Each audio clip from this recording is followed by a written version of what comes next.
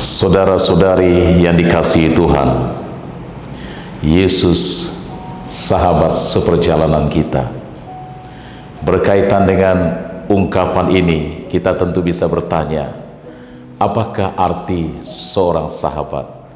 Siapa yang biasanya kita sebut sahabat?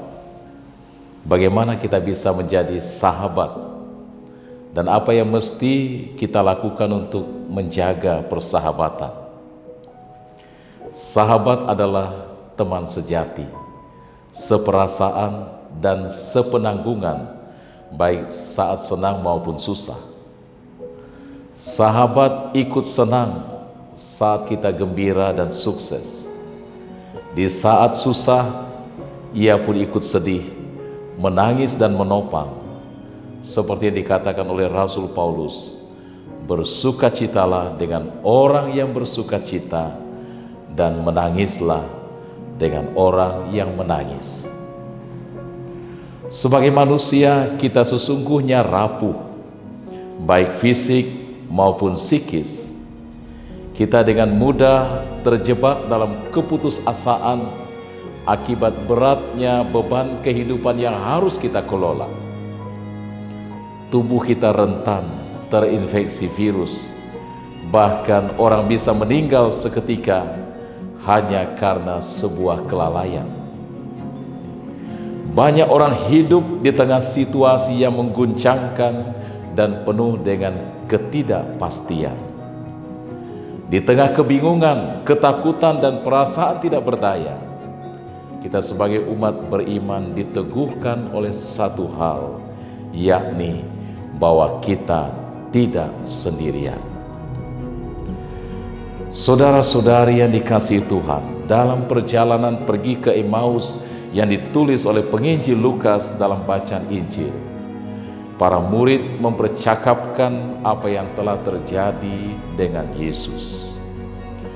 Datanglah Yesus dalam perjalanan tersebut. Yesus menjadi teman seperjalanan bagi mereka. Mereka tidak mengenali bahwa yang berjalan bersama mereka adalah Yesus yang sedang mereka perbincangkan. Mereka mengungkapkan situasi batin mereka. Mereka mengalami Yesus sebagai nabi yang berkuasa dalam pekerjaan dan perkataan di hadapan Allah dan di depan seluruh bangsa. Mereka mengharapkan bahwa Yesus yang mereka ikuti akan datang untuk membebaskan Israel. Tetapi saudara-saudari, harapan mereka pupus ketika Yesus mati disalibkan. Terdapat kekecewaan dan penyesalan yang mendalam. Bahkan ketika ada perempuan-perempuan yang menyatakan bahwa Yesus hidup, mereka juga tidak percaya. Yesus selanjutnya menjelaskan makna dari peristiwa-peristiwa yang telah terjadi. Dengan menjelaskan kitab suci, ia menerangi pemahaman para murid bahwa Mesias memang harus menderita semuanya itu untuk masuk ke dalam kemuliaannya. Makna kehidupan menjadi jelas dan kegelapan menjadi terang. Penyertaan Yesus tidak hanya berhenti pada memberi penjelasan Alkitabiah atas persoalan mereka. Yesus juga mau singgah dan mengadakan perjamuan dengan mereka. Yesus mengambil roti, mengucap berkat, memecah-mecahkan dan membagikannya kepada mereka. Apa yang diperbuat oleh Yesus itu membuka mata murid-murid itu akan siapa yang ada di hadapan mereka. Keduanya mengenali bahwa orang yang selama ini berjalan bersama mereka, menjelaskan kitab suci dan memecah roti bersama mereka adalah Yesus yang bangkit. Saudara-saudari yang dikasihi Tuhan, sebagaimana Yesus yang hadir dan memberikan peneguhan bagi kedua murid yang berjalan ke Emmaus.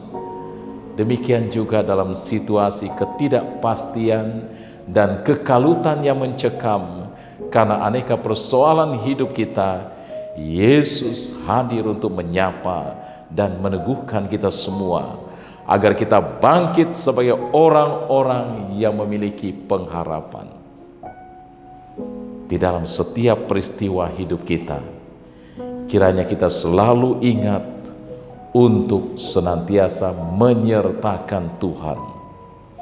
Ia yang akan menuntun kita ke jalan terang dan membebaskan kita dari belenggu kekecewaan dan keputusasaan.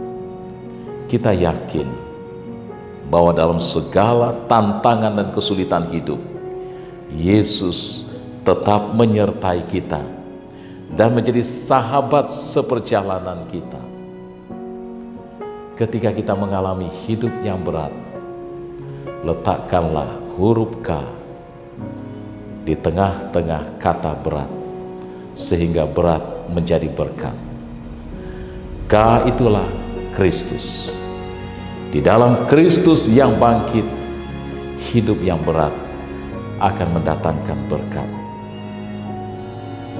Saudara-saudari yang dikasihi Tuhan, Yesus, sahabat seperjalanan kita, membawa terang di tengah kegelapan, memberi harapan di tengah keputusasaan, mengubah salib menjadi mahkota, derita mendatangkan kebahagiaan, dan kematian mendatangkan kehidupan yang berkelimpahan dan kehidupan yang mulia.